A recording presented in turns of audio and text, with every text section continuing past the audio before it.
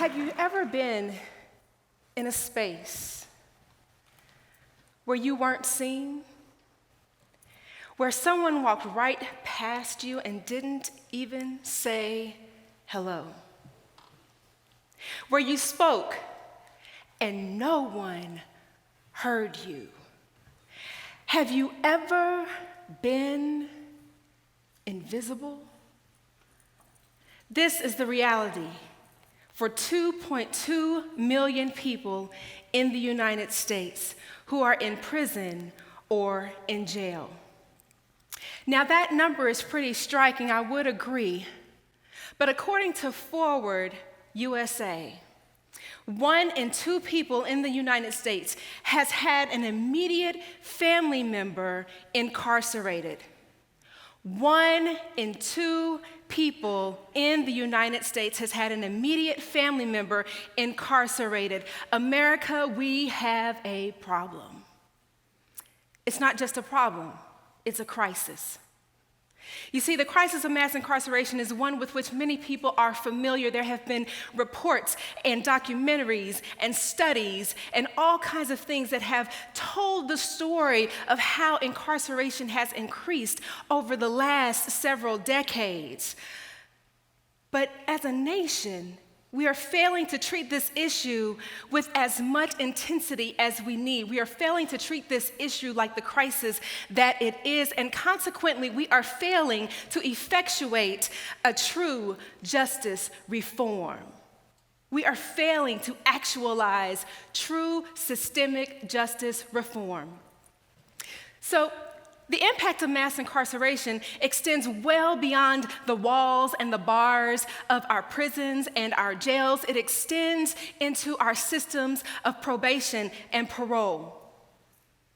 See, in 2016, more than 870,000 people were on parole, and more than 3.3 million people were on probation.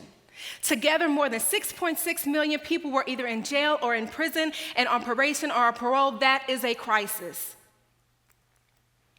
And while those statistics are disturbing, it is virtually impossible to discuss and address mass incarceration and justice reform without discussing race and the impact of mass incarceration on race in America. According to the Sentencing Project, for persons born in 2001, the lifetime likelihood of imprisonment for all men is 1 in 9. For all white men is 1 in 17. For all black men is 1 in 3, and you can see that the statistics gets worse and worse as you continue to go. And according to the Sentencing Project, 1 in 10 black men in his 30s is in jail or prison on any given day, 365 days of the year. That is a crisis. According to the Bureau of Justice Statistics in 2017, the drastic disparities in these numbers show that black Americans represent 12% of the population, but 33% of the prison population. Latinos represent 16% of the general population, but 23% of the prison population, and whites represent 64% of the general population, but only 30% of the prison population. This is a crisis. So now when we talk about the impact of the criminal justice system, when we start to talk about how these systems have impacted people of color, some people would think that these disparities are really just suggesting that people of color have some sort of pathology that predisposes them to the cycles of criminal activity and justice system involvement. However, when we take a deeper dive into the criminogenic needs, into what we call criminogenic needs of the individuals who are justice system involved, what we find is something more startling and more surprising. You see, criminogenic needs are those things such as education and employment and substance misuse and environment and neighborhood and antisocial behaviors and relationships, leisure and recreation. When we start to look at these needs, we understand that these needs are the same things that people in the public health field call social determinants of health. You see, social determinants of health are those conditions within someone's environment that engage them when they are born and as they grow and as they work and as they live. It includes the network of forces around them that impact their conditions and their environments. These are social determinants of health. Employment and education, substance misuse, environment, neighborhood, support systems, leisure and recreation. They look very similar, don't they? What we find is that when we dive deeper into this issue of criminogenic needs, we find that these social determinants of health are being impacted by environment. And these are the forces that are perpetuating cycles in the justice system. So when we look at this, we have to also ask the question, why? And when we ask the question why, we see the dark, dirty truth about our country and about mass incarceration. That dark and dirty truth is that at the core of it is an issue of racial inequity and segregation. Consider Dallas. This is a 1937 map of Dallas. Redlining map. Redlining was a practice that was done, sponsored by the federal government, where the Homeowner Loans Incorporation backed loans in communities that were deemed to be profitable and better to succeed. So then people would actually pull out maps and circle lines around communities and redline them and call some communities hazardous and likely to decline. So if you look at this map, the top of the map is 12 o'clock. So between 12 o'clock and 2 o'clock, you see green, you see blue, you see that there's prosperity, there's investment, there's places to build wealth. But when you start to look between 3 o'clock and 7 o'clock, where it's hazardous and declining. This map, consider this map. This is a map of racially and ethnically concentrated communities of poverty. This is a study done by UT Arlington in 2018 showing that in 1990, Dallas had 18 communities of concentrated poverty, and in 2016, it had 36. That is a doubling of concentrated communities in poverty over that time period. That means poverty surrounded by poverty. That means lack of access to social mobility, to economy, to resources. Consider this map. Childhood poverty map. Look at that time frame between 3 o'clock and 7 o'clock, looks very similar. Side by side, we see the impact of racial segregation and inequity. Consider this map. This is a map released by Parkland Hospital and Dallas County Human Services Department that shows the unhealthiest zip codes in Dallas County. Look at those red areas. We're still between 3 o'clock and 7 o'clock. 75210, 75203, 75216, 217, 227, all areas within those 3 to 7 o'clock zones. This is not by happenstance. We know that when people do not have access to healthcare, when people do not have access to food and to transportation, that their social determinants of health are decreased. Consider this map. This map is data comprised by the Texas Department of Criminal Justice, showing 7 of the 30 highest zip codes where inmates come from are in Dallas ISD. The top zip code, 75216. 812 inmates in the Texas Department of Corrections come from this one zip code. That's 2.2% of the population. This is by design. This is not an accident.